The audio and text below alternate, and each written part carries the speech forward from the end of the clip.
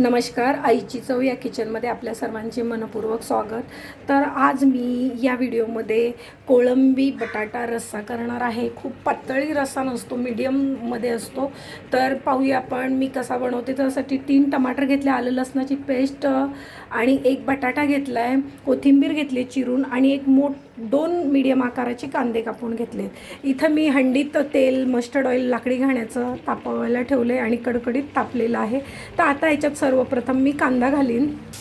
तर कांदा घातलेला आहे आणि इथे मी जी कोळंबी घेतलेली आहे ती बारीक घेतलेली आहे। ही कोळंबी ह्याचा रस्सा खूप चविष्ट लागतो।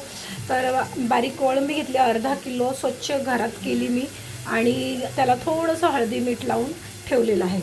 तर आज हीच कोळंबी, बारीक कोळंबी, ह्याला माशाच्या दुकानात टायनी म्हणतात या कोळंबीला।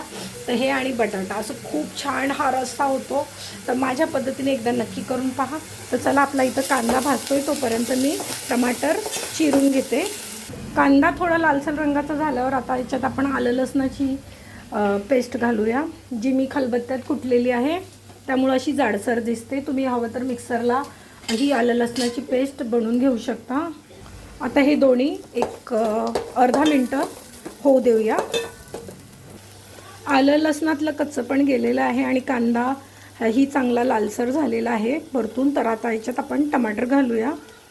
टमाटर घालून झाल्यावर याच्यात मी छोटे 2 चमचे मीठ घातले, कारण की मी हे झिंगे जिथे मॅरिनेट केले होते हळदी मिठात, तर याच्यातही अर्धा चमचा मीठ आहे, म्हणून याच्यात मी छोटे 2 चमचे मीठ घातलेलं आहे।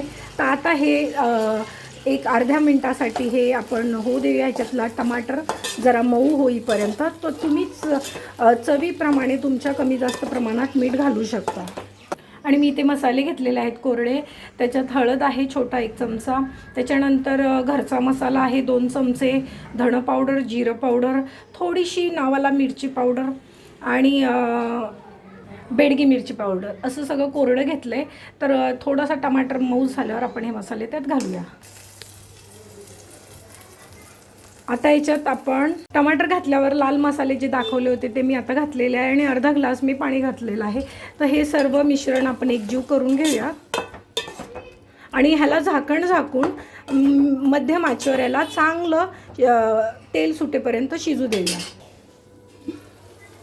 तर तुम्ही पाहू शकता मसाल्याला छान तेल सुटलेलं आहे आणि मसाला शिजलेला आहे। तर चला, आता आपण ह्याच्यात जे इथे मी जो बटाटा तुम्हाला दाखवला त्याचे एवढे छोटे काप केलेले आहेत। आता हे बटाटा आणि हा झिंगा, छोटी कोळंबी आपण ह्याच्यात घालूया।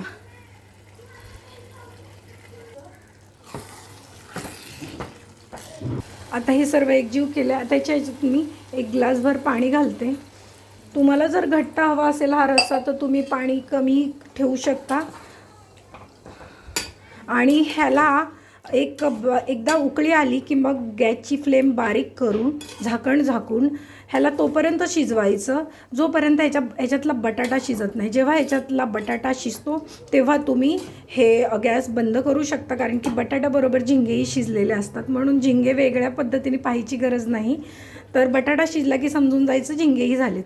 तर तुम्हाला ग्रेव्ही कमी जास्त प्रमाणात तुम्ही पाणी घालू शकता। तर मी इथे 1 ग्लास पाणी घातलेलं आहे। तर ह्याला छान अशी उकळी आलेली आहे। तर आता मी याच्यावर झाकण घालते आणि गॅसची फ्लेम बारीक करते। तर बटाटा शिजेपर्यंत ह्याला शिजू देऊया। तर 15 मिनटं झालेले आहेत आणि आता आपण ह्याच्यात चेक करूया की ह्याच्यातला बटाटा मऊसूत शिजला आहे का नाही। तर तुम्ही बघू शकता की हे बटाटा आणि कोळंबीचा रस्सा किती सुंदर दिसतो आणि ह्या पद्धतीने करा, चवीलाही खूप छान असतो। तर बघा, ह्याच्यातला बटाटा आहे बघा किती मऊ अगदी शिजलेला आहे।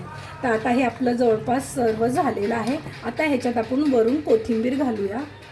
गॅसची फ्लेम बंद केलेली आहे आणि वरून असं कोथिंबीर घालू आणि हा कोळंबी बटाटा एकदा करून नक्की पहा आणि कसा झाली ही रेसिपी मला नक्की कळवा कमेंटमध्ये। कोळंबी बटाटा रस्सा तुम्ही भाकरी, चपाती, भात कशाबरोबरही खा, उत्तमच लागतो आणि ह्या पद्धतीने नक्की बनवा। आणि माझ्या रेसिपी तुम्हाला कशा वाटतात, आवडल्यास लाईक, शेअर, सबस्क्राईब करायला विसरू नका। भेटूया पुन्हा पुढच्या नवीन रेसिपी सकट पुढच्या व्हिडिओत।